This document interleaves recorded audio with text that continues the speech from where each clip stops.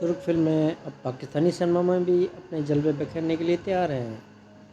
پہلی فلم آئلہ رواں ماہ 11 فروری سے ملکی سینماؤں کی زینت بنے گی۔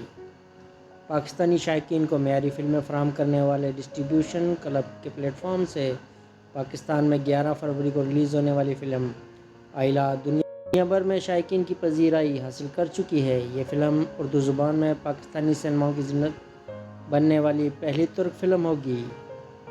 ڈسٹریبیوشن کلب کے ایگزیکٹو منیجر شیخ عابد رشید نے بتایا کہ آئلہ کو خصوصی طور پر اردو زبان میں ڈب کروایا گیا ہے۔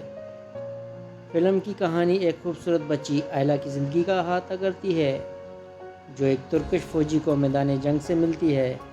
ترک فلمیں دنیا بھر میں اپنا معیار رکھتی ہیں۔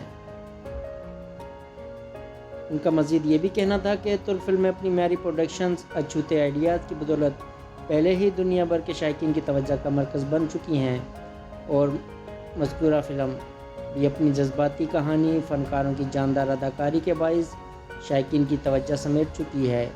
آئلہ کو پاکستانی سینماؤں میں نمائش کے لیے سینسر سرٹیفکیٹ جاری کیا جا چکا ہے۔ شیخ عابد رشید کے مطابق اس فلم کی تشہیری مہم کا آغاز بھی کر دیا گیا ہے۔ آئلہ پاکستانی شائقین کو ترک سینما سے متعارف کروائے گی اور پاکستانی سینماؤں سے ترک فلموں کی نمائش پاکستان اور ترکی کے باہمی تعلقات میں انتہائی اہم سنگ میل ثابت ہوگی۔